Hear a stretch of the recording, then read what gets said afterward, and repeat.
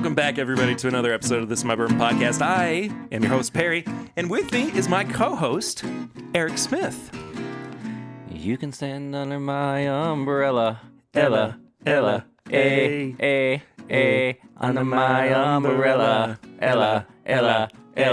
Oh, shoot, sorry. Because it's been raining. It's been raining here for like a week. What is this, It's Seattle? insane.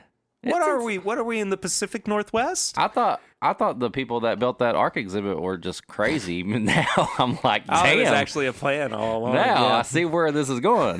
Jeez, it won't stop raining. Aside from that, you doing okay? I'm doing great. I'm freaking just happy I to do have be a here. question, though. Okay. We got our live event coming up. We do have our live event coming up. And we've kind of been putting it together pretty good. You took care of most of the guest stuff. How much of a say do I have in what guests are on the live show? Are you about to veto something? I think we got to switch something up. What happened? I just don't think Chad My Daily Bourbon is a good pick. I don't know. I'm just saying.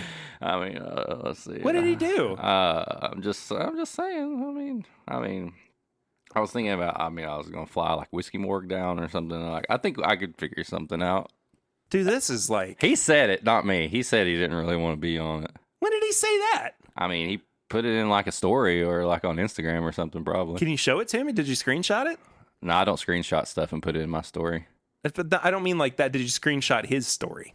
No, I don't do that. I don't play that way. I go straight for it. I don't put private stuff on my stories. Did something happen? I don't know. What have I missed here? I don't know. I don't know. You know what? Yeah, a lot did happen. Just go to his Instagram. Okay. Well, I mean, yeah, like, first he posts a picture of me straight up on his Instagram. Okay, yeah, that's cool. You can use me to get some likes. I don't mind. hey, that was pretty funny, though. Yeah, it was. You know what? Then you post up there putting a pairing up there, and you call me out in it, acting like I've never paired a crumble cookie before. Hash it out below. What's better, Whiskey Mutant pairing Little Debbie's or me pairing a real snack, he said. A real snack crumble cookie that his girlfriend had to buy for him because he doesn't even know where it's at. I literally did a live pairing nothing but crumble cookies, and he calls me out acting like I've never done that before. I think we need to get this settled before the live show. Yeah. Because he ain't going to be on the live show. Let's see. How about this? What if you settle it? There's John Edwards. I'm sure he would be okay. You just going through your contact list now? Wrestling with Whiskey, we can get him on here. Let's get Gran. Gran will be way better than him. What if you settled it at the live show with a pairing off? That's what he wants. And I don't want to give him what he wants. He's got something coming. Do you ever feel like you're trying to decide between your parents who are getting divorced? Whatever. He's more like the crazy uncle who just tries to hang out. Yeah, that's fair. Well, if you, speaking of Instagram, want to I follow won't switch anything up. I appreciate you doing that. So I'm just putting that out there. I'm not going to switch anything up right now. Right now. We'll see what Saturday night at the live happens. Okay, well, if you want to follow us on social media, it's at My Bourbon Pod and at Whiskey Mutant. If you want to support the show, you can head to patreon.com/MyBourbonPodcast. For as little as $1 a month, for as little as $5 a month, you get bonus content, including the pregame chats and Samply Irresistible. That's not what we call it. Irresistible. Sorry, that was a joke from a couple weeks ago. But also, couple of things. You can leave us a 5-star rating and review on your podcast app of choice. We got a new review that we're going to be reading out this week. And you can also find tickets for our live show and for our meetup in the description of this episode below. You have the option of attending just the live show, which is on Saturday, May 28th. Or you can choose the all-in package, which involves everything that we are... All in. We have just a few all-in tickets left, if I remember correctly. Let me look at this real quick. We have less than 10 all-in tickets left to go. 75% gone. Yeah. So if you want to check that out, it's over at our Eventbrite link, like I said, in the description below. For anybody who's just thinking about it, the general admission for the show is $25. That includes an exclusive cocktail Yep. that you can get at the event, a tasting of the single barrel that we did for this for this event with New Riff. At check-in, we'll probably have it set up to where you can have a little bit at check-in, or we'll put in a sample for you and you can take it home. Yeah. Hors d'oeuvres. Mm-hmm. We're gonna have some food for people, and I think that's everything. Well, live recording. We're going to do a live Q&A before the show that goes out to everybody. Yeah. Some live music before the show starts as well. But the all-in package involves the tastings that we're doing, the private recordings, the pairing that Eric and I are working on getting set up as well, just for the people who are going to be there. And in general, I mean, it just kind of helps us cover some costs that we have for the weekend overall. That's $150 per ticket. Honestly, for a meetup like this, that's really cheap. That's Friday. That's not just Saturday stuff. That's Friday and Saturday. Yeah. The hotel link is also in the description. There is a discounted rate, a group discounted rate of it's like $110 a night. Yeah, it's per way room. off. Yeah. It's really, really good. And that is good anytime between May 25th and check out on May 30th. Yeah, you can come early, stay late, whatever you want to do. And the good thing about it, it's right in Lexington, right where Eric and I are. So it's not like we're not going to be able to hang out with people. It's right off the interstate too, so it's easy. You can get back on and go toward Louisville. You can go to Frankfurt. You can go Bardstown, wherever you want to go. Yeah, so there's plenty of options. If you have any questions about it, shoot us a message on social media. Shoot us an email if you would prefer that. This is mybourbonshop@gmail.com. There are just so many different amazing things that we're excited about with this. And I'm really, really happy with how everything's come together. Yeah. And we've been working our butts off on doing this. End of January or something. We started planning. I mean, we started talking about it just kind of as a general thing. Yeah. I mean, even back last May when we said, if we wanted to do a meetup, we did a small meetup in an Airbnb, and then we were like, what can we do more? Right. What can we blow this up to the next time we do it?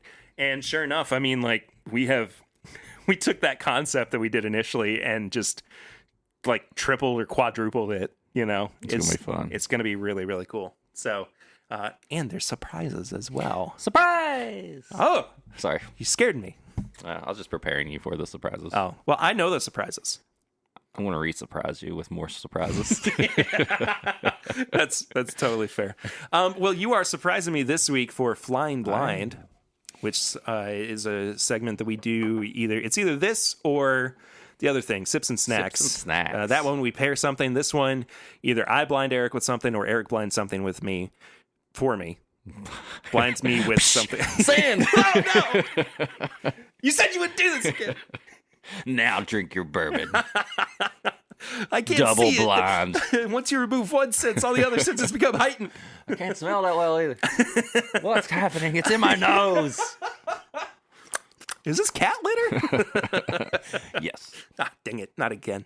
But yes, Eric has blinded me with something this week. This smells like Heaven Hill.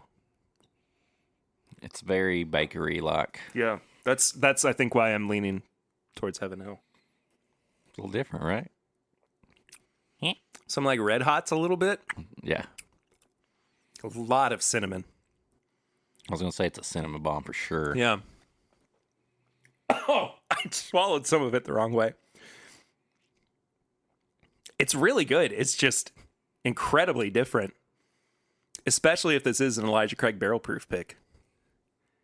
It's not. It's not. I truly don't know what this is then. But it does remind me a lot of Heaven Hill. One of the things about this, what do you think the age is? I'm gonna say a rough 10. I could see it going a couple years either way. Proof 125. Okay. I do think this is a Kentucky product. Okay. I want to say Heaven Hill just because of like it's everything that reminds me of Heaven Hill, but I could easily see it, surprising the heck out of me. I don't know what this is though. This is a pic from Female Whiskey Society on Instagram and cool. her husband, Barrel Proof Nerd. Oh, sweet. This is a 4-year MGP, 3-chord. No kidding. Yeah. And it's 115.8 proof. I think that I'm okay with proof. It's almost 5 years old. Okay.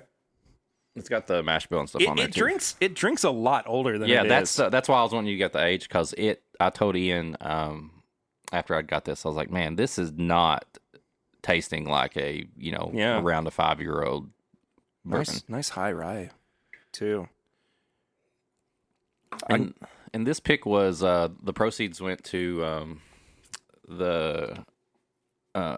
to help get like instruments and stuff for kids in Detroit, like the music. That's amazing. Yeah, for the music like classes and stuff like that. Do they have any left? Because I want to buy a bottle just for that reason. I think they may. I'll get on there. I'll please send do. you the link. Please do. Yeah, it's really good though. It's one of the more different MGPs I've got lately. Well, Eric, what have you been drinking recently? Well, after Whiskey Weekend, I took a little break. As does everybody who attends Whiskey Weekend. But the first thing I had when we got back, I had something else. The first thing that I really got into and enjoyed was an Elijah Craig barrel proof pick from Newberry Prohibition in Covington. Brought you a sample of it.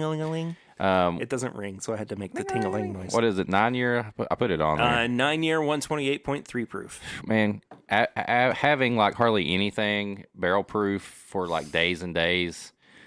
We did the New Riff pick, which we'll talk about later. I came home that night, and that pour of Elijah Craig just hit the spot, man. Yeah, I'm sure. I love these Elijah Craig picks. And we've got one from our friends at Liquor Depot in Tampa. Mm-hmm. And it's killer. See, I haven't had that one, so you have to tell me about that. It's phenomenal. And then we got one from Jake's Cigar Bar that I got from Whiskey Weekend. Oh, yeah, that's right. We got to open sometime. Yeah. So we've got plenty of Elijah Craig barrel proof picks to look into. I'm hoping that Jake still has some of that. I mean, unless it's sold out. I'm sure there's some in the bag. I'll text. What you got in the bag? I'll text. Brother? I'll text Jeremy and see what he says. Brother, what's in the back? Brother, what you got stored in the back there? You got any of them extra ACBP picks? What now? Also, many of these ACB picks? Come again? Guys, ACB picks? Oh, ECB pick. Yeah, let's go back here. We'll see it. Boomhauer. Well, I have had something that I have not been able to drink in quite a long time. A couple of things, actually, because they just have not been around Lexington, Kentucky very much.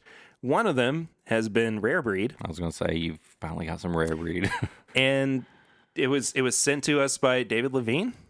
Maroon 5. Our buddy David. And he actually sent an extra bottle. So it was very, very, very sweet.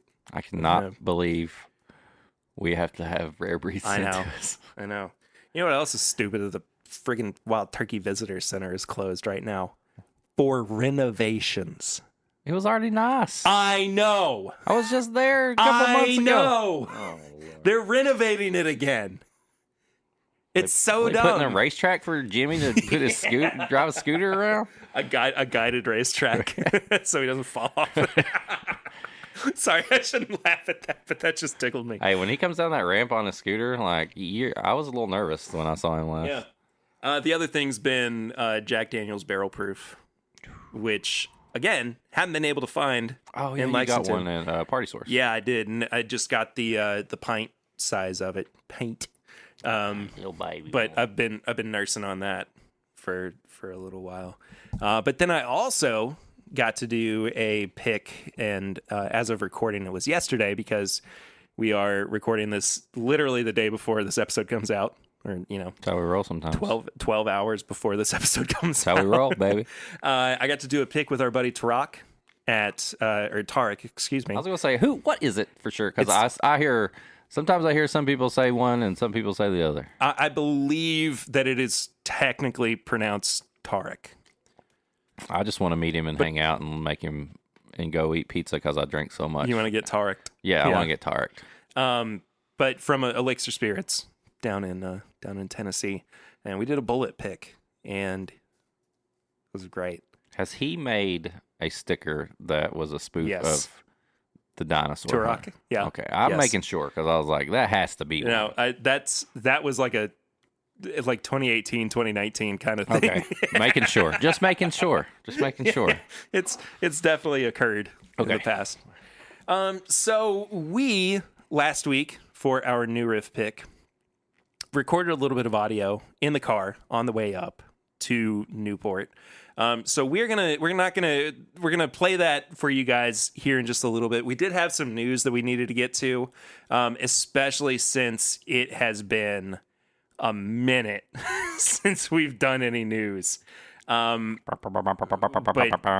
it is time to get back to a few things. The most, I would say, important or crucial thing that has been talked about recently has been the fact that Barton 1792 is no longer allowing, not allowing, but they're not offering public tours for people. Can you do your own private tour? You just sneak in there. I don't think so. I don't think you can do any kind of tour. I mean, like you can. I guess maybe if you're doing like a pick or something, you'll still have some kind of tour. But I think this is the last like holdout from Sazerac where they haven't gone all in on renovations and trying to rebuild like the experience for people. Yeah. So I imagine that in some capacity, that's what they are doing, that they're trying to create, a new experience for people. However, it is a very industrial space. I mean, it does not feel like... No, last time I went it was still like the visitor center was still just like a little trailer almost. Yeah. Like it was, you go through the gate and then you're just there and then all the rick houses and everything are just all blacked out and then you're just like there. Yeah. Like it wasn't anything really to do. Yeah. And it's not that I'm particularly, upset about the fact that it's closing, because the tour itself wasn't really that much, and the tasting has always kind of been okay to me. Like it's just I'm surprised there's not just one like central like Sazerac thing where you go and you just get some kind of like almost like downtown like Old Forester or Michter's, like they have the small little setup that kind of gives you the experience. And then you could taste like all the different ones. You want to do Buffalo Trace tasting? Here's this. You want to do 1792? Here's this. Or whatever. I mean, I think it would be great if they did that. But I don't know. I don't think that they're kind of willing to jump into like, and I don't know why. Pyramids and roller coasters. Well, we'll talk about that in a second. Not that specifically, but we do have Kentucky Owl news to talk about. But I just don't know why they wouldn't find some kind of like middle ground with synergy between, different distilleries. I mean, if you own those brands, why not try to celebrate both of them at the same time? I mean, that's the best way to sell your product, is find ways for people to or allow people to find what the product is that they like the best. Right? So, I mean, if they can even try Buffalo Trace 90 proof versus 1792 small batch right next to each other. Did I just give myself? No, I didn't. I thought I gave myself a paper cut. But if they can do that, like offer that in a particular space, then that is really cool. Yeah. Like that would be great for their business, because they would, find new ways to like sell their product. Yeah. It's just, I think I'm beating a dead horse, but the point is like they should be doing more. There should be something with that. Yeah. So anyway, we talked a few weeks ago, I think it's probably been about a month and a half at this point, about the the online auction for OFC through Buffalo Trace. Oh, that big ass bottle. Yeah, the big friggin' thing that looks like you could kill a man. They actually raised $280,000 for charity. Oh, wow. Through those sales. It went to World Central Kitchen, the James Beard Foundation, the Elton John AIDS Foundation, the Art of Elysium, and 261 Fearless. That's cool. So that it's, I mean, we can dunk on, you know, the fact that they sold an NFT, and you can redeem the NFT for a bottle of whiskey and everything. And I mean, that's a whole conversation that we need to get into a different time about how this changes the commodification of the market and whatnot. But in the meantime, it's not like they were doing something bad. It's just like the outcome, the means to the end are just weird, I guess. So anyway, thanks, Buffalo Trace. Limestone Branch announced that they are going to be putting out a new Yellowstone product called the Family Recipe, which is going to come out at I think it says $70. Limited production of 6,000 cases and 100 proof. Or if it tells us the recipe on there. Well, let's see if I can find it. This is the secret family recipe. It does not look like I Okay. can find the secret family recipe, but it's a way for Stephen Beam, who is the master distiller there, to kind of reconnect what he is doing with Limestone Branch to the rest of the Beam family. And so I assume maybe like it's got, the actual or something close to the mash bill that they used for old Beam products. It's Knob Creek. Yeah, it's just Knob Creek. It's just 6-year-old Knob Creek. It is 6 years old, by the way. Okay. And it's been distilled at Limestone Branch since 2015. Nice. So good stuff. I'm excited to try that. I'm looking forward to it. We got a few things we got to talk about new release wise, and then we'll get into some TTB stuff, and then we'll throw it over to past Perry and Eric to talk about about single barrel picks and whatnot. Oh boy, here we go. Kentucky Owl Wise Man Rye.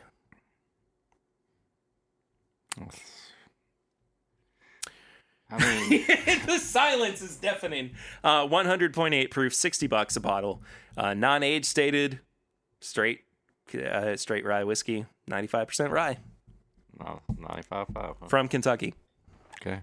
So, we'll see. We'll see. Oh no, this next one. Basil Hayden, Subtle Smoke. What the hell kind of name is that? This whiskey is finished for 6 months in a toasted, lightly charred barrel that's been infused with hickory smoke. So here's the thing. Okay, let's talk about what's going on with Basil Hayden right now. There's a lot going on with that. That's a lot going on. But like this is okay. So it's 80 proof, of course, straight bourbon, non-age stated, $50 a bottle. Yeah. But like this is just more of an indication to me that the market for Basil Hayden is strictly moving towards cocktails. Smoked old fashioned right there. Right? Yeah. Yeah. So, I mean, just finding ways to incorporate a different whiskey. We're going to have to try Is it basil or basil? I've heard some people say basil. Well, Chad has that issue too from its bourbon night. Where initially he said basil, and then somebody from Beam said, no, it's basil, because who has ever been named Basil before? And then somebody else from Beam came back around and said, no, that's completely wrong. Why would anybody ever tell you that? It's pronounced basil. Basil. That's what I'm going to say. You got any Basil Hayden? Basil. Just really throw them off. We got a new Buzzard's Roost rye coming out. It's cigar rye. 103 proof, I believe. 4 years old. Indiana rye. $75 a bottle. Only about 700 bottles. Damn. Yeah. Arkansas, Kentucky, Massachusetts, New Mexico, and Ohio. Before bottling, the whiskey is finished in a char number 1 barrel, in char number 1 barrels that were then toasted and finally cold smoked with Kentucky grown cigar tobacco. I don't know what that means, dude. Well. I don't know what that means at all. But I really want to try that. I have been a fan of the just anything that Buzzard Juice has been doing. I like that one Recently. you brought a couple months ago when you were at the release. Oh, the bourbon? Mm-hmm. Yeah, for sure. Whistle Pig's got a new piggyback coming out. It's a rye. It's the Big Poppy barrel, named after David Ortiz. Big Poppy. I can't do the math on it, but it's 48.28%. Wait, maybe I can. 96.56? I think that's right. 6 years old, $50 a bottle. Roughly 100 barrels with 100 to 200 bottles per barrel, available in Florida, Massachusetts, and online. Yeah, okay. Chattanooga Whiskey Founders 10th anniversary blend. It's a blend of straight bourbons from Tennessee and Indiana, 100 proof, non-age stated, $50 a bottle, and they're going to be 8,000 bottles. I'm kind of excited about that because that's basically Chattanooga whiskey blended with MGP, right? Yeah. It's not going to, like you say, Tennessee whiskey, it's their stuff. Yeah, exactly. Ooh, I like that. A new product from Penelope, the Bourbon Architect series. It's good. Yes. Yeah. You had it. Yeah, We both awesome. had it, yeah. Yacht's Queen, Yeah. apparently. Yes! It's real good. 104 proof, $60 a bottle, 15,000 bottles in about a dozen and a half states. I'm not going to go through them all. And they announced that rye that we tried. Oh, the finished in Tokaji barrels, I think is what it was. It's going to be good, too. That was good. New Four-Gate Kelvin collaboration. This is collaboration 4, it looks like, your batch 19. Blend of straight bourbons and rye. Kentucky and Indiana, non-age stated. It looks like it's going to be about 111 proof with some change. $200 a bottle. There's also a Four-Gate 4x4, which is another bourbon coming from Four-Gate. Indiana bourbon, 9 years old. 103.2 proof. $200 as well. They call it 4x4. I don't know. You want me to find out? Aged in pickup trucks. One. Batch 20 from Four-Gate is a blend of barrels of 9-year-old Indiana straight bourbon finished in Barbadian dark rum casks. Though it is bottled at cask strength, it still represents the lowest proof of any batch released to date. Oh, it's probably 4x4 rum. Oh, okay. Yeah, that makes sense. Is that right? I don't know. We'll Could be go with it till somebody tells us we're wrong. Sure. Jefferson's is coming out with an ocean-aged rye. I'd be willing to try it. Yeah. It is $80 a bottle, though. At a 96 proof. Sample? Sample irresistible. Sample here. Neil Young doing it is so funny to me. Let's see. Some 75% of the liquid was aged in char 3 barrels, while 25% was matured in toasted barrels that were then placed on ships for finishing at sea. This release marks the 26th voyage in the series. Interesting. I didn't realize they had gotten that far. Blood Oath Pact 8. Calvados finished.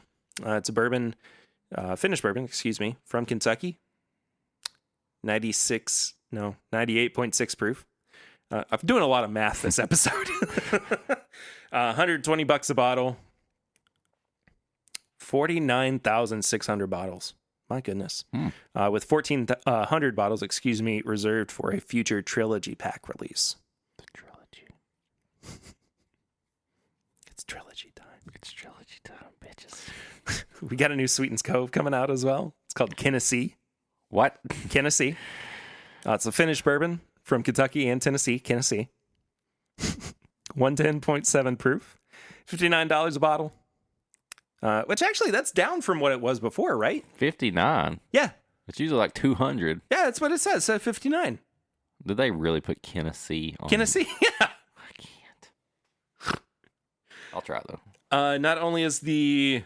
Yeah, here we go. Not only is this the first Sweetens Cove release to contain non-Tennessee whiskey, but it's also by far the most affordable of its 3 releases thus far. So there you go. Yeah, it's down like 59. Yeah, it's $150. I want to try it. The latest release combines whiskeys made in Kentucky, yada yada yada, blended together by Marianne Eaves and finished with toasted sugar maple wood. I don't know about that.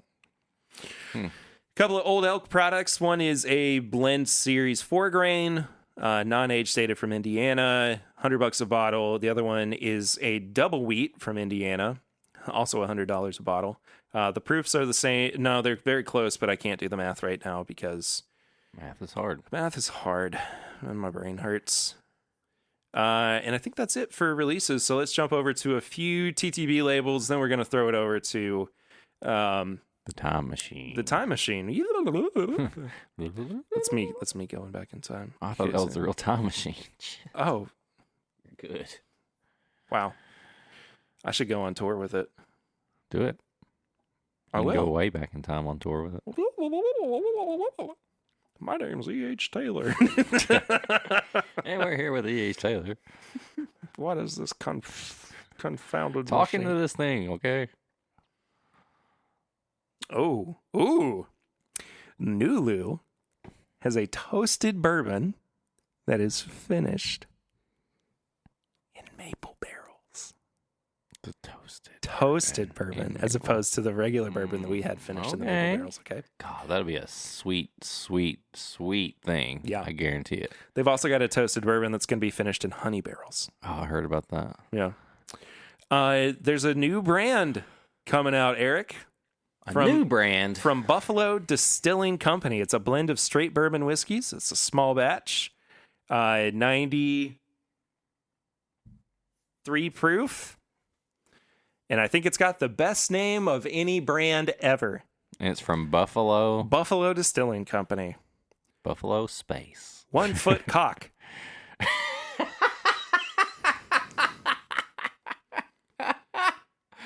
No. What? It's a rooster with one leg.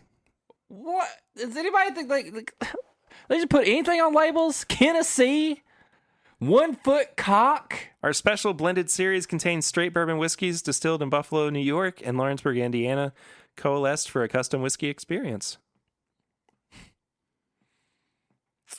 These nuts bourbon. I mean,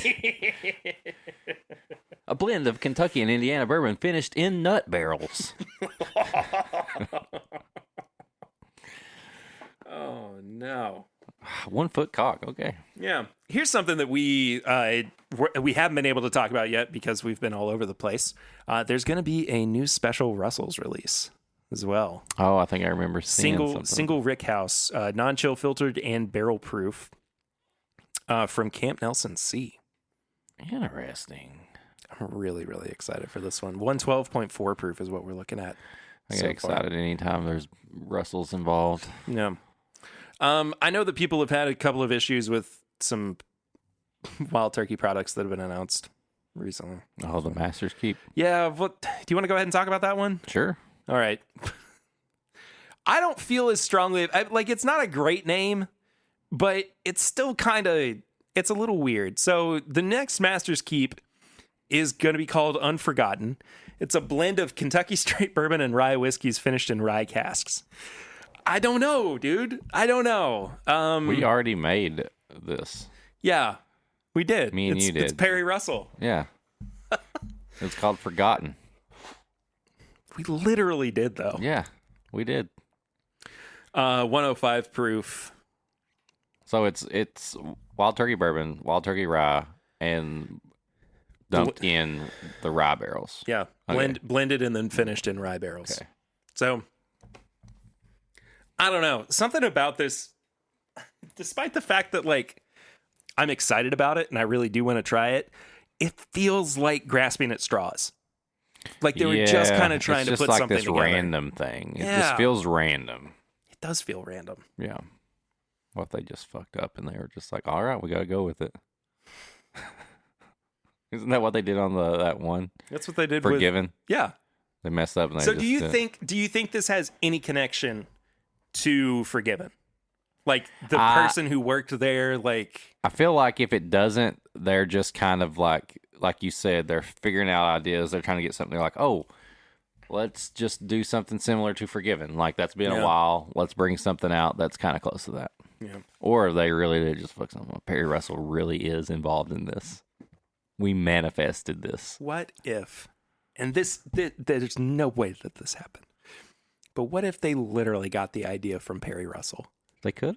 Like from everything that we've done with him on the podcast. Maybe they have somebody that listens to anything that has to do with wild turkey, and that popped up. We should be paid. Oh, heck yeah. We should at least for the boxes that it comes in. Buku dollars. Yeah. Buku bucks. We'll take the amount of money it takes that you spend on the boxes, and you can have the rest. And then we'll buy one bottle with it. Then we'll get our own bottle. And it's not even signed by Eddie or Jimmy. You don't even got like the label on it. They're just like, here. We open it up, and it's a picture of Eddie and Jimmy together, just giving us the finger. They're wearing the Perry Russell shirts. We didn't even order these for you guys. They own that shirt too. That's what I want. I want more distilleries to come up with fake stories about family relatives. But they're just bonkers. They're just crazy. It's got to be insane. Yeah. It's got to be insane. The newest Jack Daniel's special release has also been revealed.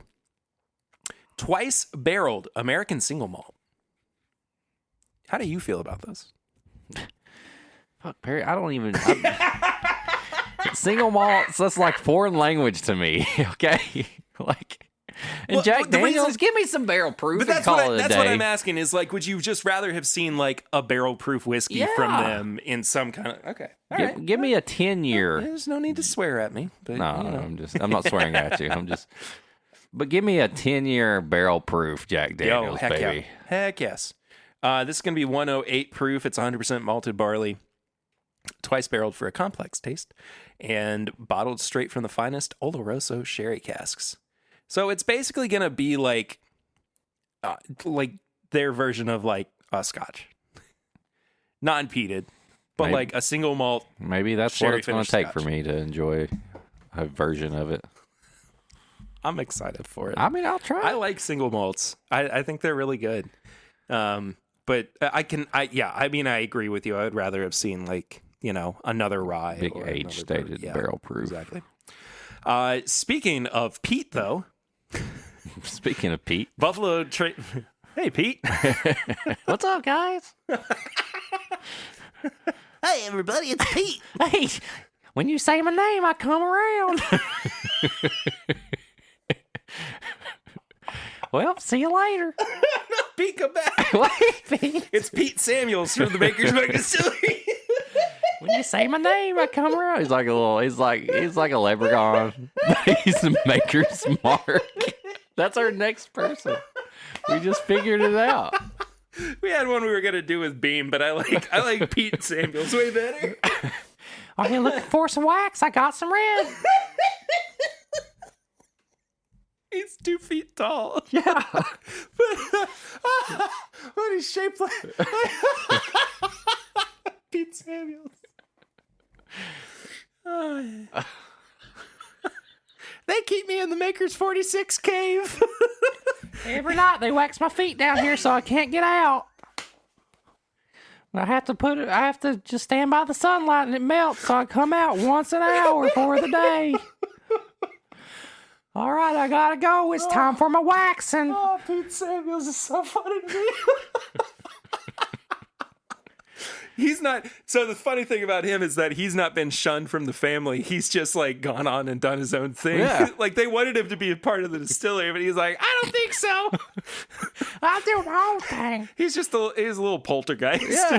So he agrees just to go back and get his feet waxed, so he can't leave until he's allowed to. I put the mark on the Makers.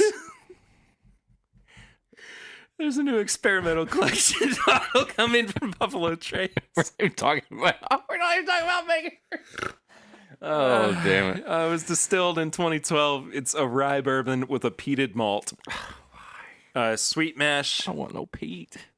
Went into the barrel at 125. 65% evaporation. Holy moly. Ain't none left. Age of bottling 9 years, 5 months. 90 proof. 10 bottles. And I stole them all! No, Pete! Pete, no, that's not weeded bourbon. Pete, stop! I'm putting the wax on it. It's ours Pete, now. No, Pete. It's the rules of bourbon. If it's got red wax, maker's mark. Doesn't matter what's inside. See you later.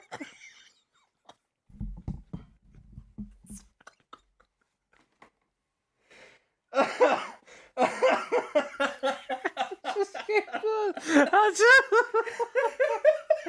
just picture this little leprechaun. He's just running around.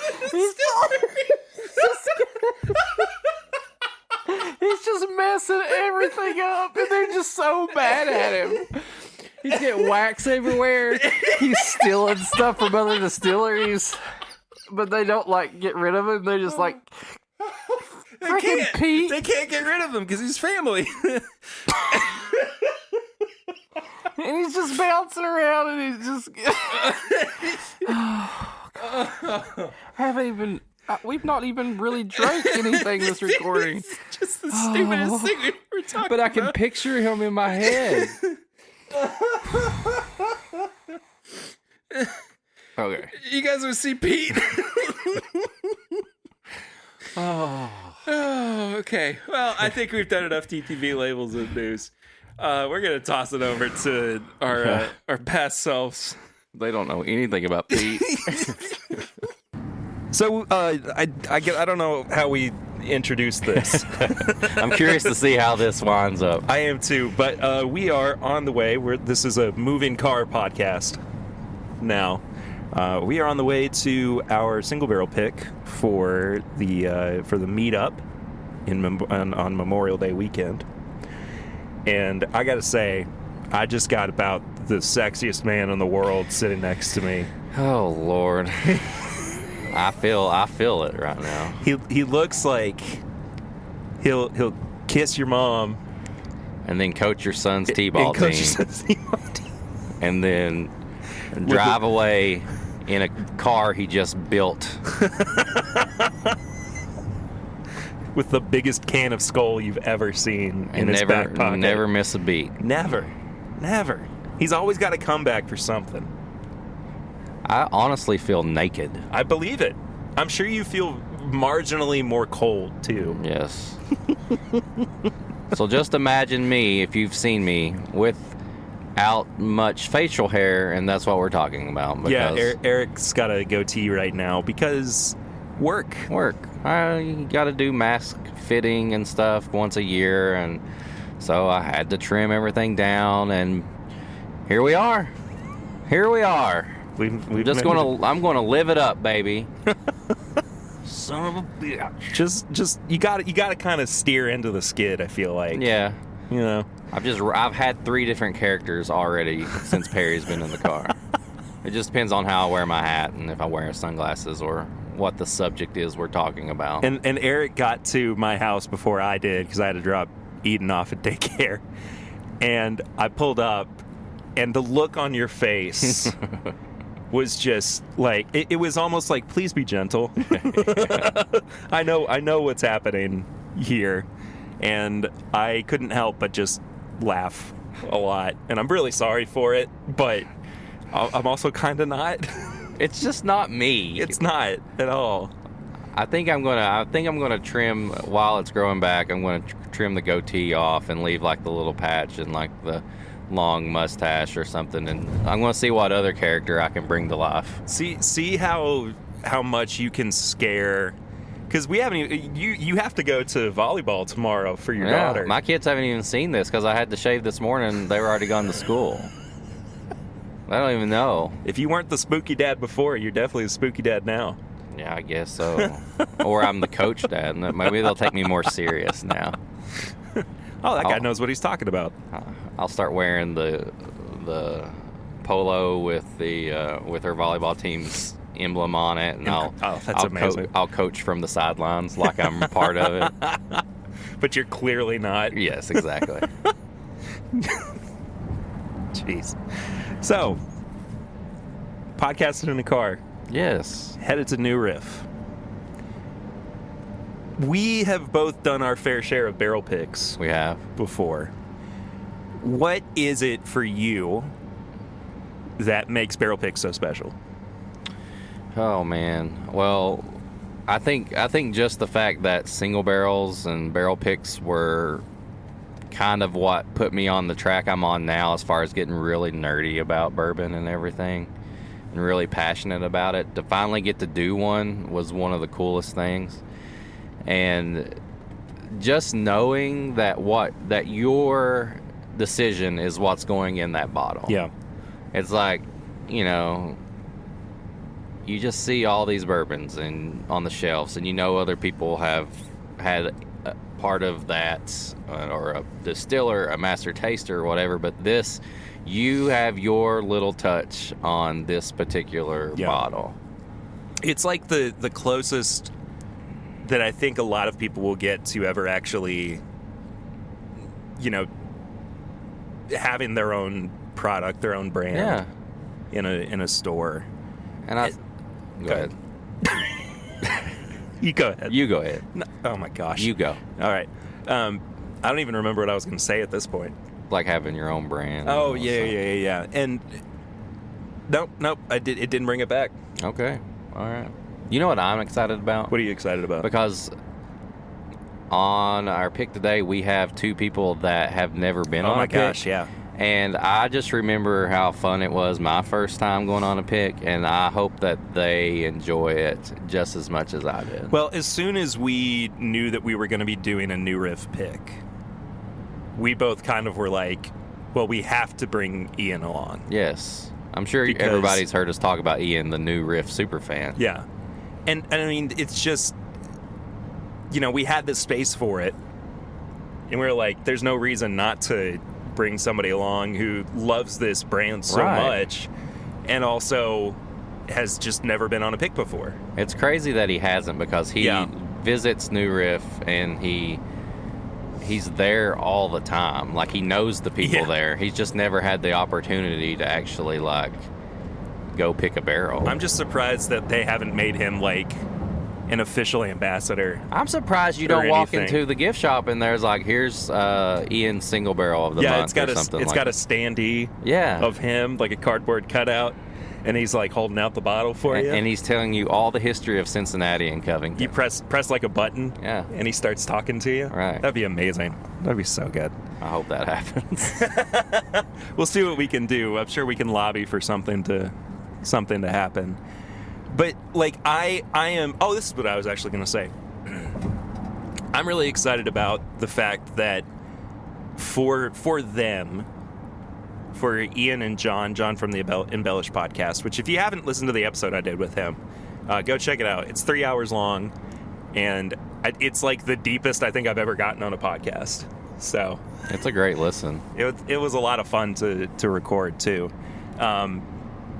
What's fun for them that, like, I didn't get to have the first time I did a barrel pick is that, like, they have friends who are going to be there, like people they know, right? You know, like my first barrel pick was with Liquor Barn, and Lucy and I went together, but like the rest of the group, we didn't know who they were. So you're just kind of giving your input, but like you didn't. Yeah, exactly. Like Lucy and I were, you know, together and making our decisions and our notes and everything.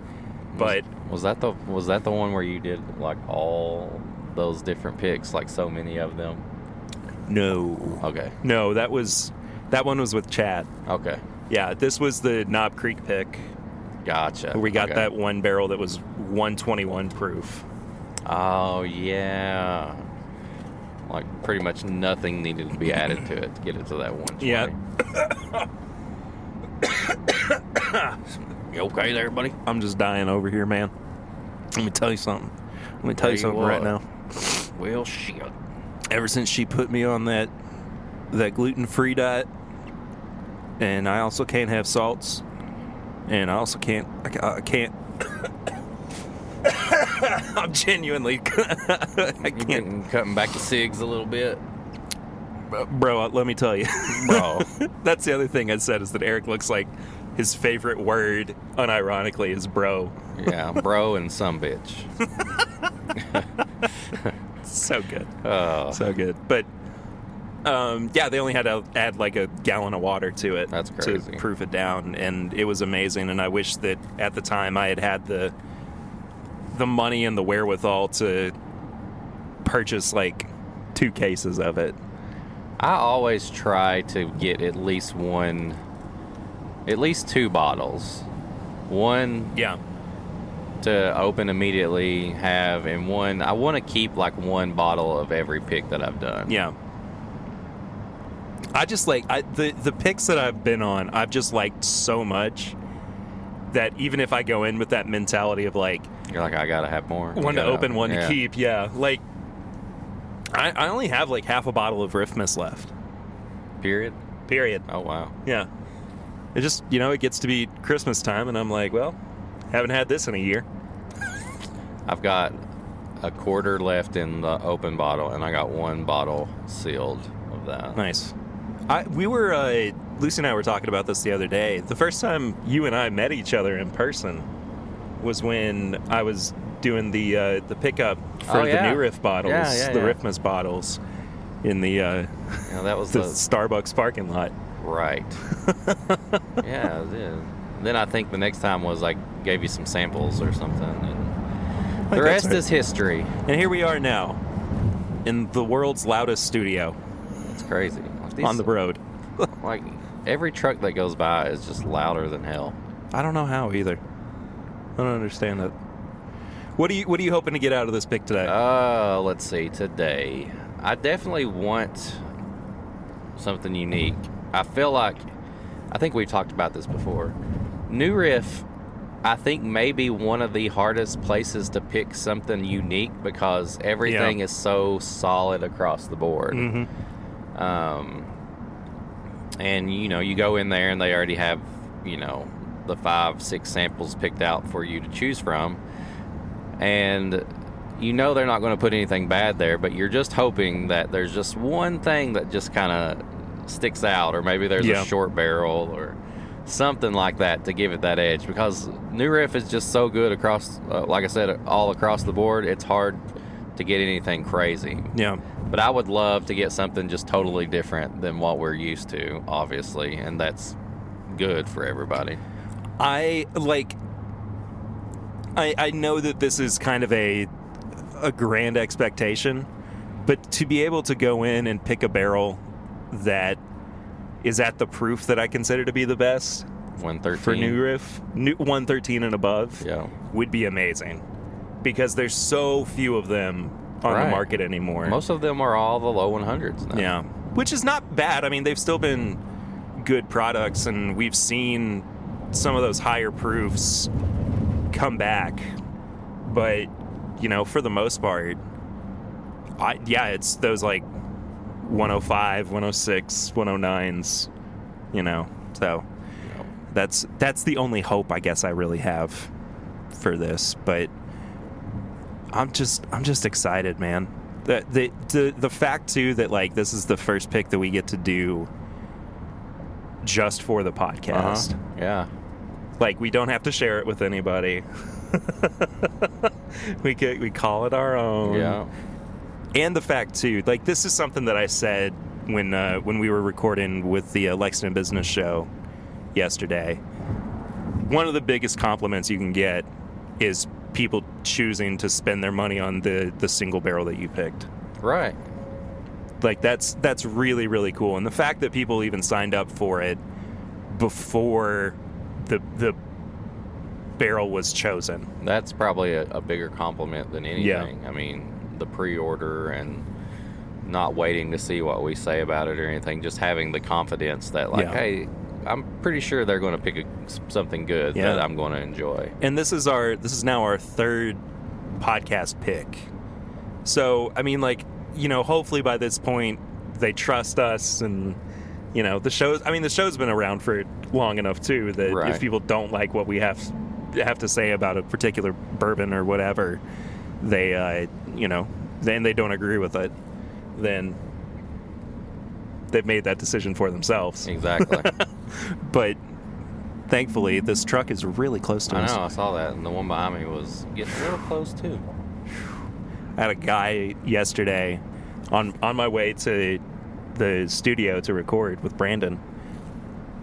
He was in the far right lane. I was in the left lane, and he cut over from the right lane so he could turn left onto the street we were coming up on. I was like, you got to be kidding me. Anyway, I'm telling you, in Lexington, when it starts raining, people lose their minds. People cannot. They can't. They don't know what's going on. They don't just understand go crazy on the roads. And I don't know why. I don't either. It's so strange, and I don't think that it's like everywhere. I think it's pretty localized to Lexington. I agree. I don't know. What's some advice that you have for people who are going on picks? I would say,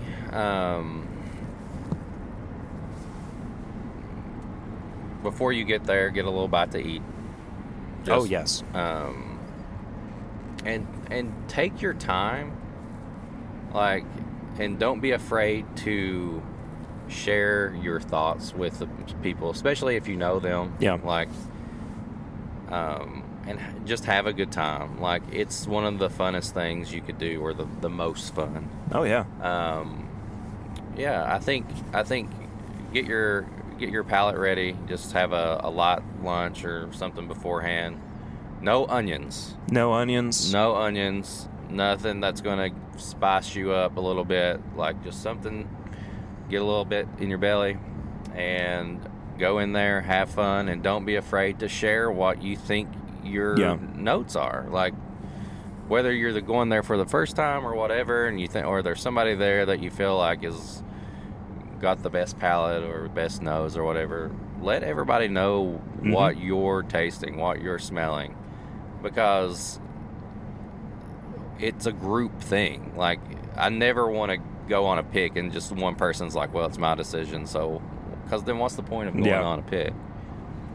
And then I feel like you always need to like narrow it down to a final one or two, and maybe either get it reblinded or just mix them up or something to see what the final vote is. Yeah.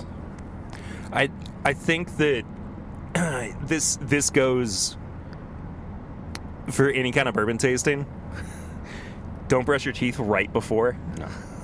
It's gonna just absolutely. I mean, brush your teeth, of course, but just not right before you're about to do a pick. I like to make it so that the first thing that we have at the pick is not the first thing that I've had all day. Right. Like, I like to make sure my palate's pretty acclimated beforehand. And the good thing about New Riff, they'll always give you like a pour of their just normal, like bottled and bond or something. Yeah. And you can kind of get ready with that while you're getting your samples poured up and stuff. Yeah. So. Oh, I had something else. If you drink coffee that day, don't drink it with milk or creamer. Did you drink coffee? I drink coffee just black. Same here. I had espresso this morning. Ooh, you're hopped up, ready to go. I'm waiting for the inevitable, like, anxiety and or like indigestion. Because you've not had much caffeine lately, have you? I haven't, no. So I did. This is irrelevant to bourbon or to barrel picks or whatever, but I actually stopped taking apple cider vinegar pills too. Oh yeah, because I can say I read up on it as much as I want, but I'm also not the health expert or anything. But I started reading things about, like, it can make you bloaty, and that it can cause heartburn and indigestion and because acid reflux. Anything affecting your digestive system and stuff like that. Yeah, you never know. Somebody may not, and it may give somebody else the worst heartburn ever. Yeah, and so I figured, because I don't know if I'll mention this by the time we do the front end and back end of this recording, but I also started my weight loss journey again this week. So I'm just trying to be very diligent about what goes in to make sure that what comes off is as efficient as possible, because I got a long way to go. Hey, but I'll be here with you. I know you are. I know you are. I honestly have made it a point to start limiting like the snacks and everything. Yeah. Because I was getting a little wild with the snacks.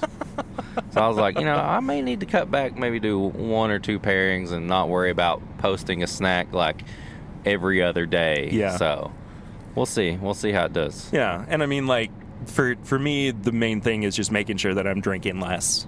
Yeah. Being more mindful about what it is Right. that I am actually drinking. Because I think I've said this before, like, the pandemic just gave me an excuse to, like, Right.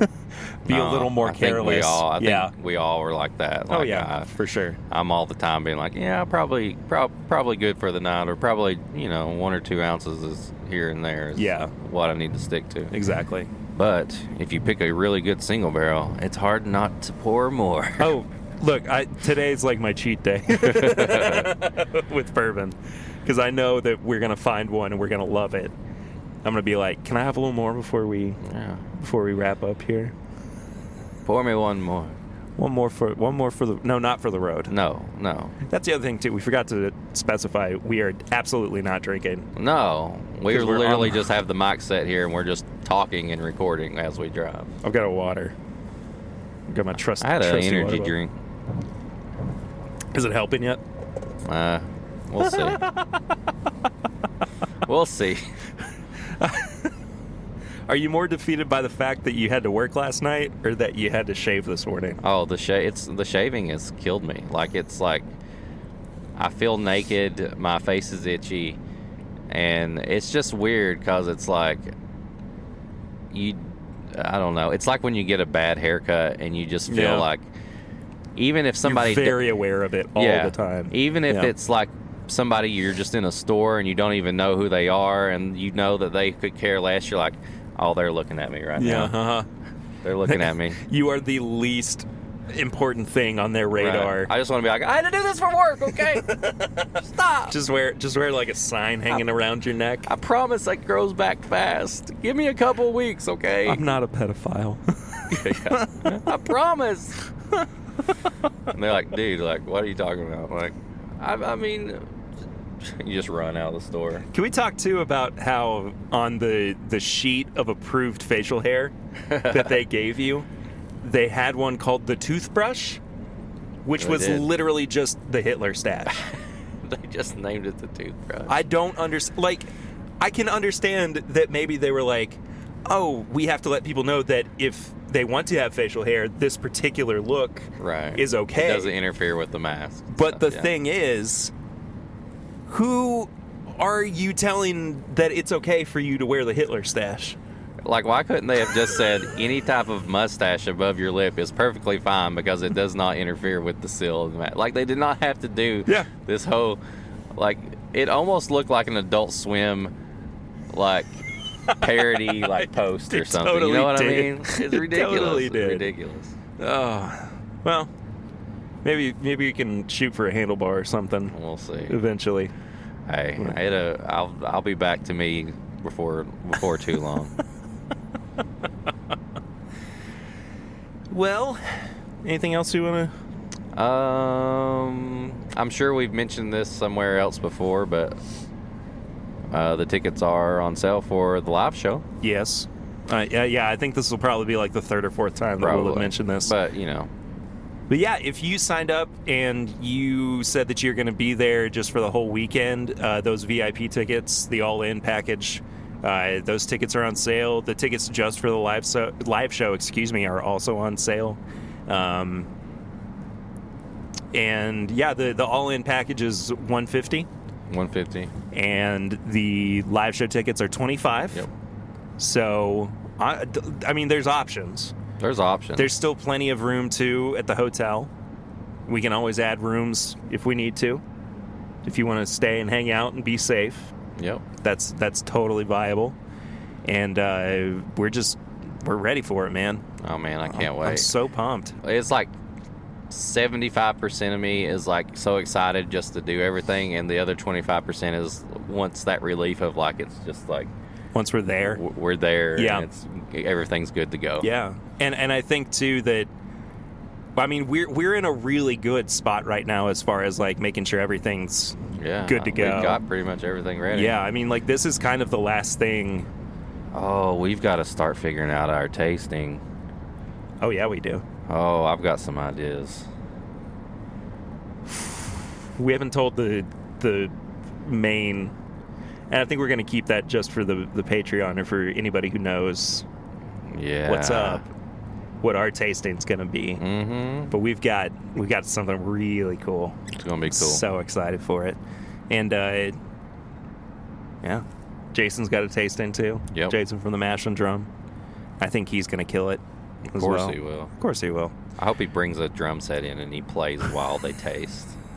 Every pour, he's got like a different beat that's like goes with the mood of the sample that he poured for them. I hope that for the live show, instead of actually responding to everything vocally, he just plays a drum or a drum set. We're like, that's really interesting, Jason. So what do you think about? Oh, really? Wow. Yeah, so how did you like that pairing? Oh, okay. What do you think about that blind sample? It's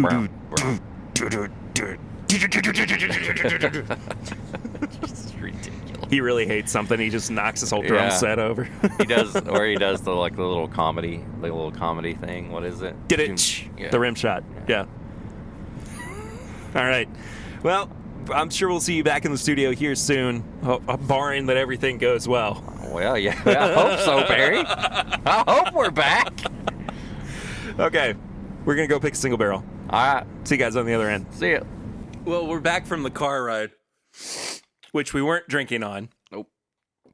I promise you. But we're still recovering a little bit from Pete Samuels. Pete Samuels. The distillery elf.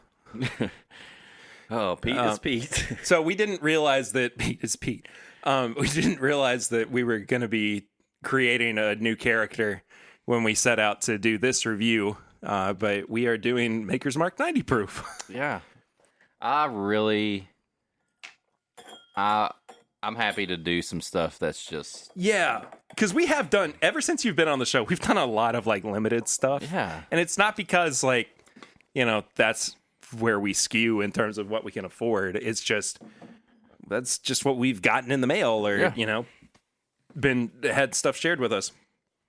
So we're probably going to wind up doing a, like an on the shelf series of reviews. And what better place to start out with than Maker's Mark? Maker's Mark. Which I think was the first bourbon I ever had. It was the first bourbon I think I had neat.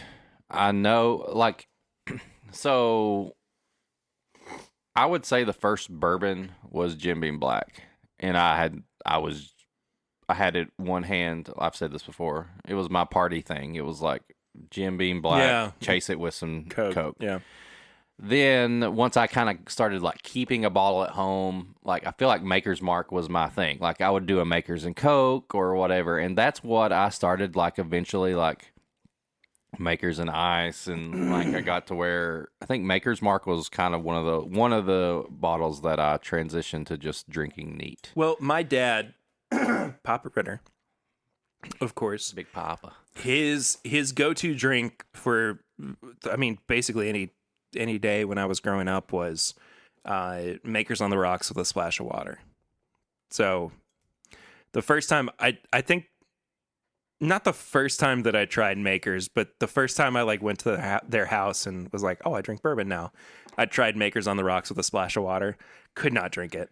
It's just because like, for me, it's like already low enough at 90 proof that I don't need like anything else to be cut out of it. Yeah. And it just winds up tasting like really watered down bourbon. But I mean, like Maker's is such a staple, and it's crazy that we've gotten 226 episodes into this podcast about bourbon, and we've not once reviewed the original weeded, well, not the original weeded bourbon, but like the normal Maker's Mark. Yeah, just regular 90 proof Maker's Mark. It smells so nice.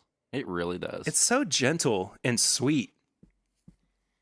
And it makes me want, like, Maker's Mark is my perfect, like, transition between winter and spring bourbon. Yeah. Because it gets me No, I get excited that. for, like, Keeneland and, you know, just all like, the summer as well. Just, it feels so, it just feels so, like home for me.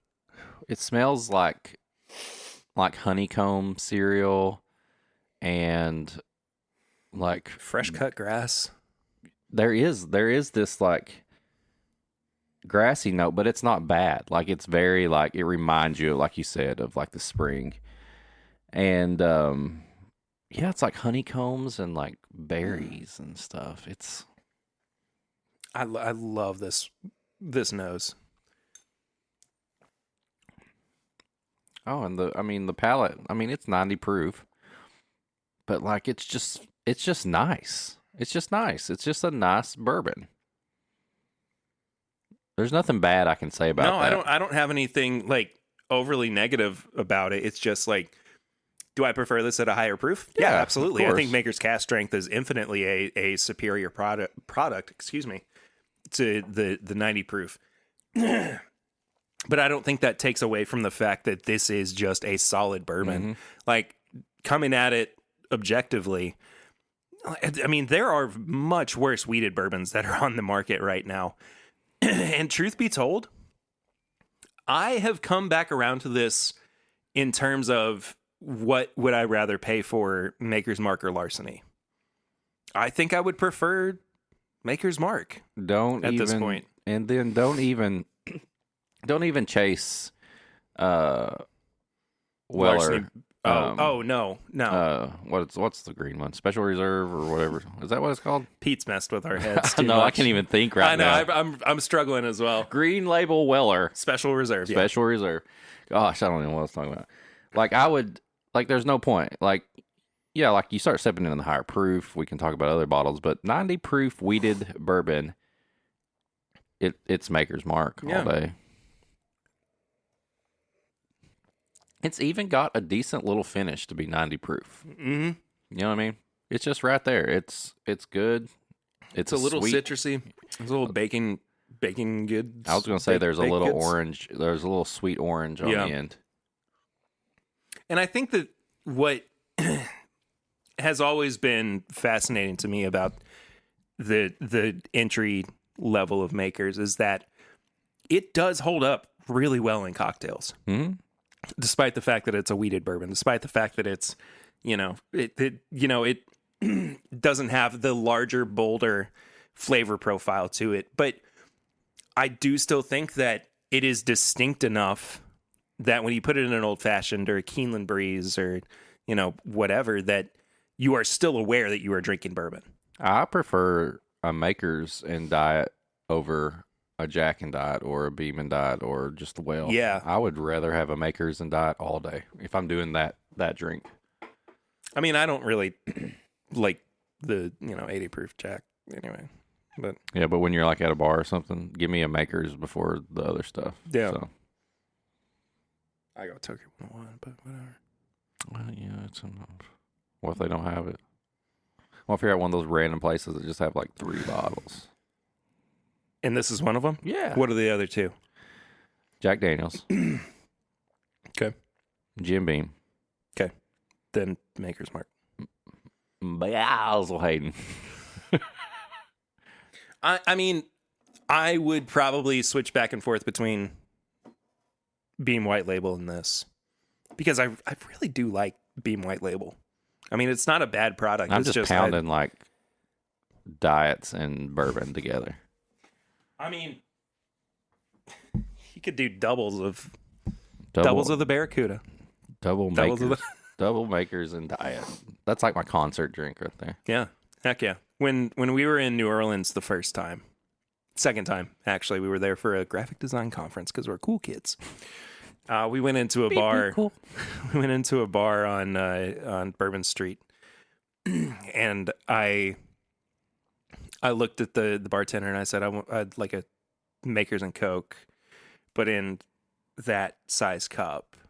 And my friend was standing next to me, and it was a big cup. He goes, "You want a quadruple?" I was like, let's just make it a triple. Quadruple. You want the quad? I'm like looking back on it. Yeah, I probably should have just gone with quadruple. Like, give me 2 quads. Yeah. Quad by quad. Anyway. Yeah, I think that the finish is probably the weakest point of this, but that's just because it's a lower proof. Yeah. But even still, it's not astringent. I'm not drinking it and going, oh, I can't believe I have to drink more of this. It's just, it's a very well-rounded, very drinkable bourbon. So, I think I put it if I'm doing that not old, I don't know why I said that. If I'm doing that question where it's like, if you could only have so many bourbons, and I always got Turkey 101. I think Maker's Mark, that regular Maker's Mark, is going to be on that shelf too. I did this proofing experiment on my live stream last week, I guess, and I didn't have any Maker's cast strength on hand, or I would have included it. But I think that if you have a higher proof bottle and you're adding water to it, I mean, it's not really going to dilute the taste that much. So I would prefer just to have a cast strength bottle.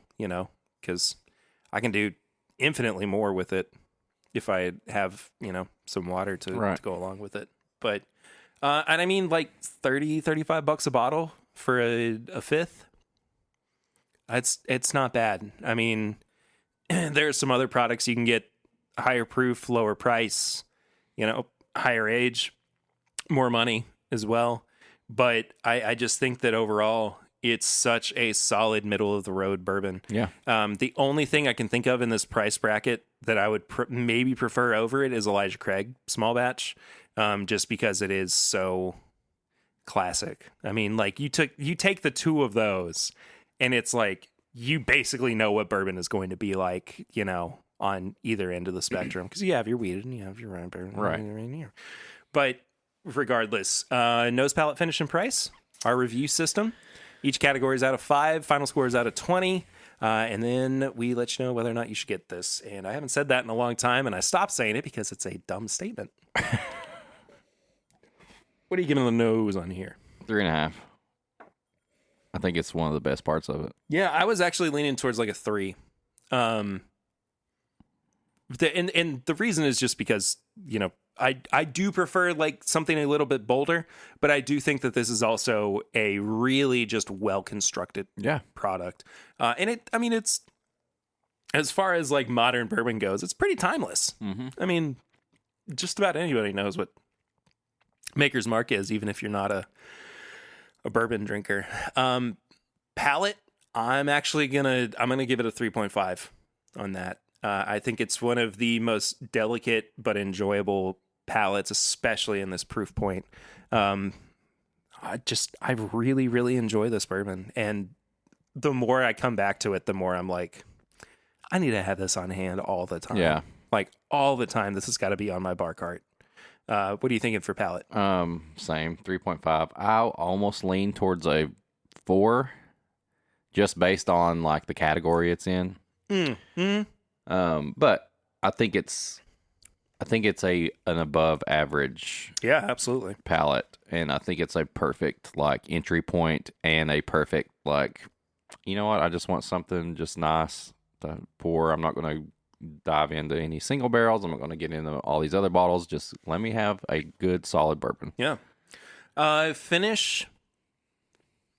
I mean, I say it's good, not great, but I think that's just because, I'm so used to these bigger profiles. But at 90 proof, I think the finish is actually quite enjoyable. It's not, astringent. It's not bitter or anything. I'm going to give it a 3 as well. 3.5. Yeah. So you're pretty consistent here. Yeah. I feel like it's just one of the most consistent things. Like 3.5 is all down the line. Price for me is a 4. I mean, it's, $30 a bottle, a really good wheated bourbon. And I mean, it's, 7, 8, 9 years old, depending on the batch. Yeah. That's a really good value. And I think that it's something that people should consider having on their bar cart. And again, like, do I think that Elijah Craig is probably a better product. Overall, yes. I think it's a little bit more affordable as well, as like at like, you know, $27, $28 bottle, but that's basically splitting hairs at this point. Yeah. But yeah, 4 out of 5. I said 3.5 down the line, so I'm a 14 altogether. I'm very close to you. Yeah, you're only like a point off. I think I'm... Or right? Or are you the same? Because you gave it more of a... I'm 13.5. There you go. So, I mean, just behind you. It's not like we have to say, if you've never heard of Maker's Mark, go out and get you one. But, I mean, you know, if you're looking for something that you haven't had in a while. I was going to say, if you haven't had Maker's Mark, just 90 proof in a while, and you just want something just to chill with, go get one. Or just buy the small one. Like, we just have a small one right Yeah, here. we were just drinking from a pint. Yeah. So, I mean, just go get it. It's enjoyable. All right, tips and bits, and then let's get the heck out of here. Sorry, we're kind of rushing through the end of this. I got to pick up my daughter from daycare. I have a couple, but I'll save them for the next episode. I would just say the next episode. I watched Sonic 2 with my boys. Better than Sonic 1. I've been watching a review of Sonic 2 that it's fun. It's a fun movie. It feels more like the video game than the first one did. Yeah, but I think that most people's main issue with Sonic movie, the two Sonic movies that we have, is that neither of them really feel like the video game because they're set in the real world. Right. Well, like there is a lot more of the video game stuff going on, right, that they put in the real world this time than the first one. Right. Like you've got like level, I'm not going to spoil it in case you're going to watch it, but they bring a lot more of that. My problem with this movie is when they try to cater to the adults that are watching this. Mm-hmm. There is, and I'm not saying like, oh, they're doing bad things. No.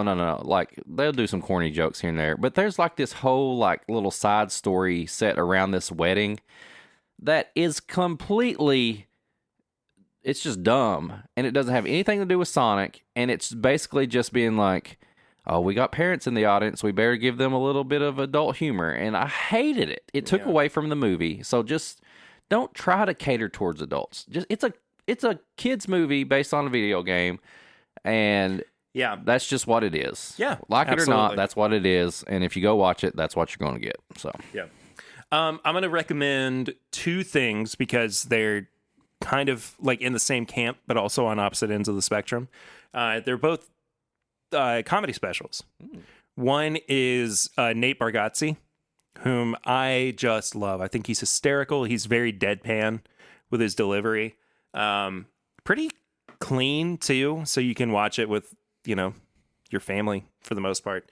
But he's so good. He's so funny. He has two specials on Netflix that you can check out. But on the opposite end of that spectrum is the newest special on HBO Max from Gerard Carmichael, Rothaniel. Have you watched it? I've seen the little thing pop up recommended. Dude, it is so good. It's less of like a stand, like there's still a lot of comedy in it. I mean, he's still making jokes, and you know, you can see that he's crafted like a narrative for part of this story. And I don't think it's any secret at this point, but he like officially during the special comes out as gay, which I didn't know, I didn't expect, but he is just, I don't know. Like the story that he tells as he is talking about his sexuality and talking about the way that he has had to relearn who he is within the context of his family and his even his religion and the way that he views God and everything it's really fascinating and an extremely interesting trip to watch.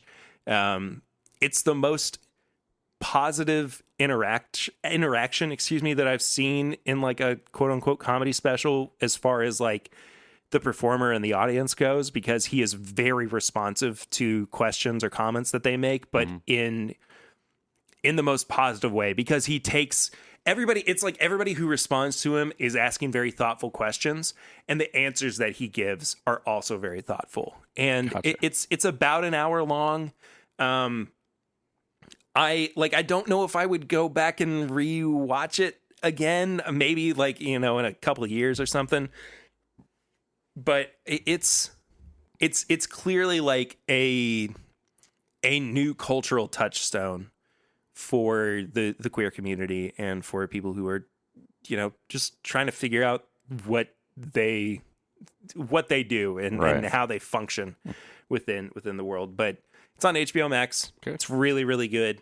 Go check it out. It's called Rothaniel, which you kind of pick up on why it's titled that within about the first 10 minutes. Gotcha. It's really, really good. Anyway, that about does it for this week's episode of This My Bourbon Podcast, episode 226. Guys, thank you so much, as always, for listening. We just appreciate the heck out of you. We do. We couldn't do things like the meetup and the live show without the support that you guys give us. No. So if you would like to come and hang out with us, those links are in the description below. But there's also a bunch of other things that you can do to support the show and to follow up with us that Eric's going to tell you about right now. You can become a Patreon of the show at www.patreon.com/mybourbonpodcast for as little as $1 a month. You can support the show, and at $5 you get all the uncut stuff. And boy, do you get some uncut stuff this week. It's Pete. If you want to send us an email with a question, a comment, or you want to send a sample or a pairing or a snack, this is mybourbonshop@gmail.com. Send us an email there. We'll get back to you. You can get some merch at bourbonshop.threadless.com or some Whiskey Mutant merch at whiskeymutant.myshopify.com. If you want to leave a voicemail for us to read, it's the bell ring segment, which we haven't. We did have one. We had Tony during the Comic-Con episode. We did. 859-428-8253. Just like leaving a voicemail, we'll play it and reply back to you. Social media, Facebook, My Bourbon Pod. You can join the Facebook group. This is My Bourbon Podcast Facebook group. Twitter, Instagram, at My Bourbon Pod. YouTube, This is My Bourbon Podcast. Perry goes live every Thursday night at 8. I try to join him whenever I can. You can follow me at Whiskey Mutant on TikTok and Instagram. And then always leave us a review on whatever thing you're listening to, Spotify, Apple, and tell everybody about us. Tell your friends. And we still have a really solid 5-star rating on Spotify, I like it. which is fantastic. But on the Apple Podcast app, we've got a new 5-star rating and review from Jordan Bernsdorf. Fantastic podcast, 5 stars. Always fun to listen to the weekly episodes. Fun energy, informative bourbon information, and great reviews. Love the relaxed vibe of the podcast and structure. Thanks for the content, Perry and Eric. Always enjoy Wednesday mornings. Oh, relaxing. Boy, this week is not super relaxing with Pete Samuels, but Well, if you want to hear the full uncut, don't worry about it. Pete, it's Pete. Pete's got it under control. But if you want to hear the full uncut story of Pete Samuels, I think he's going to be sticking around for a little while. Oh, he's not going anywhere. I don't think that we have anything else to do though this week. I think next week we'll probably talk a little bit more about the new riff pick. Yeah, absolutely. You'll get to hear pre-new riff, or you just did, and then next week maybe we'll talk a little bit more about the actual pick. Yeah, they're hearing about the Yeah. They heard the car stuff. Yeah, I'm not good with the time machine yet. I'm still figuring that part out. He actually, we have a dinosaur in the house now. Not a big one, just a dinosaur. Why y'all got this dinosaur over here? Pete doesn't like dinosaurs. You should have known Pete doesn't get along with Dino. All right, I think that does it this week. Anyway, we'll see you guys next week. Thank you so much for listening, as always. Buy tickets to the live show in the weekend. Do it. The description's in link, or the thing.